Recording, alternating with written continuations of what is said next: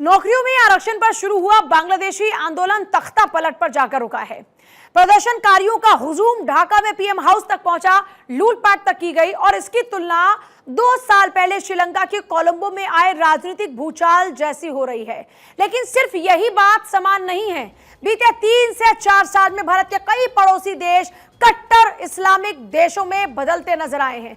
इससे दक्षिण एशियाई देशों के गठबंधन पर भी असर पड़ने वाला है। लेकिन इस सब के बीच पीएम नरेंद्र मोदी ने मोहम्मद यूनुस को बांग्लादेश का प्रधानमंत्री बनने पर बधाई दी है। अपने एक्स पर पोस्ट में पीएम मोदी ने लिखा, प्रोफेसर मोहम्मद यूनुस को उनकी नई जिम्मेदारियों को ग्रहण करने पर मेरी शुभकामनाएं। हम हिंदुओं और सभी अल्पसंख्यक समुदाय की सुरक्षा सुनिश्चित करते हुए जल्द से जल्द सामान्य स्थिति में लौटने की उम्मीद करते हैं। भारत शांति, सुरक्षा और विकास के लिए हमारे दोनों देशों के लोग की साझा आकांक्षाओं को पूरा करने के लिए बांग्लादेश के साथ काम करने के लिए प्रतिबद्ध है। ऐसे में कई बातें निकलकर सामने आती हैं और अगर जब बातों का जिक्र हो रहा है तो क्या भारत के संबंध पहले जैसे रहेंगे या फिर यूनुस का झुकाव पहले की तरह चीन और पाकिस्तान की तरफ रहेगा?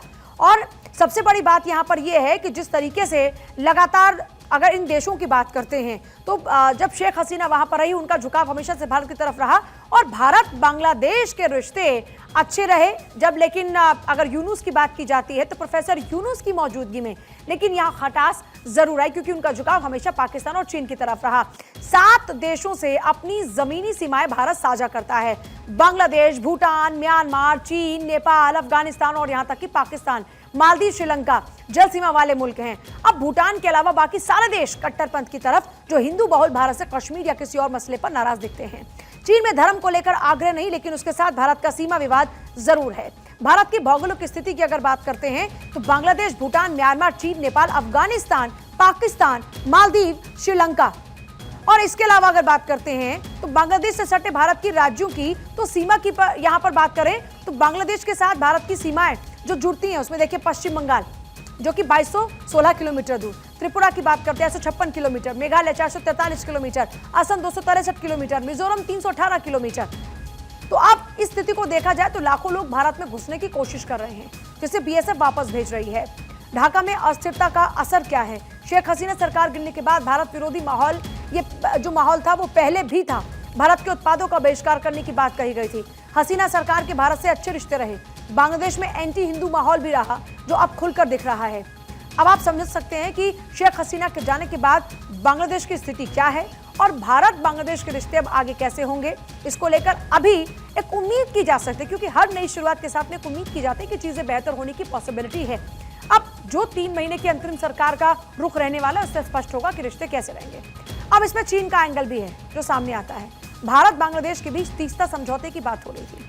चीन की भी इसमें दिलचस्पी रही। हसीना ने महीने भर पहले ही एक के बाद एक दोनों देशों को विजिट कर इस मामले पर बात की थी। अब हसीना का जाना चीन के लिए फायदेमंद हो सकता है। हसीना का जाना सही नहीं, भारत के लिए हो सकती है मुश्किल। मालदीव का रुख भी भारत विरोधी है। मोहम्मद मुइजू जब से मालदीव राष्ट्रपति चुने गए, रिश्तों में तनाव बढ़ता गया।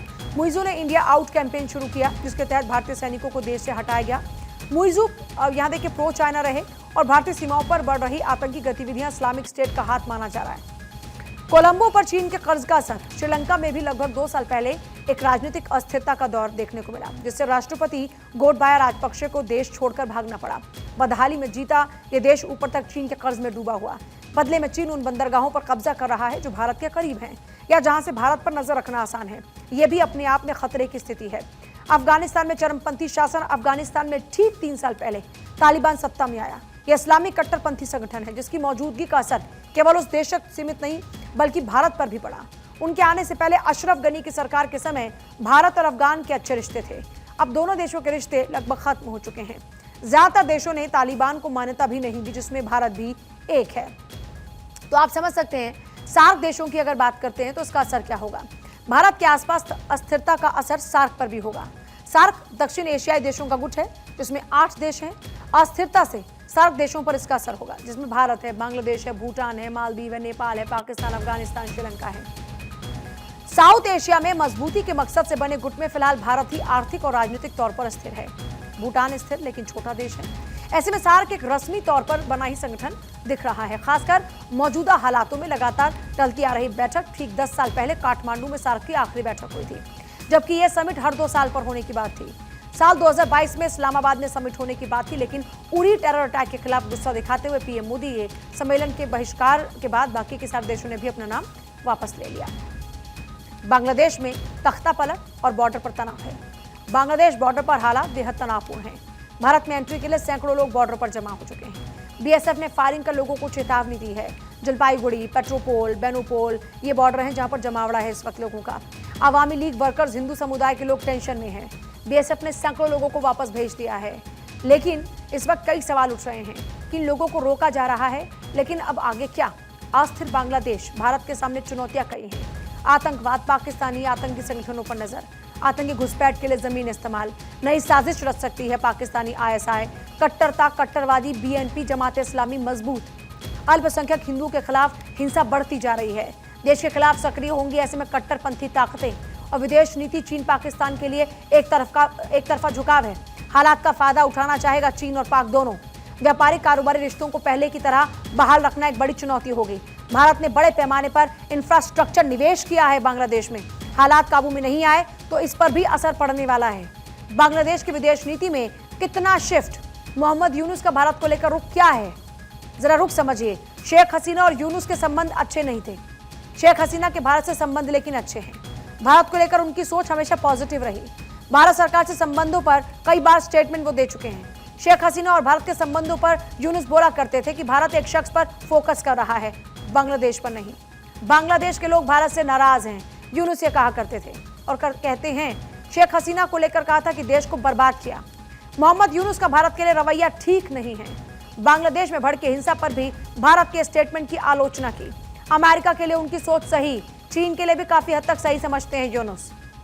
क्यों कहा जाता है यूनुस को अमेरिकन मैन? मोहम्मद यूनुस को अमेरिका का समर्थक माना जाता है। बांग्लादेश में अंतरिम सरकार का मुखिया बनाए जाने के बाद कहा बांग्लादेश की सत्ता में अब अमेरिकी मैन की एंट्री हो गई है। सत्ता परिवर्तन में अमेरिका की प्लानिंग सफल रही। सत्ता परिवर्तन के पीछे मुख्य सूत्रधार मोहम्मद यूनुस को माना जा रहा है।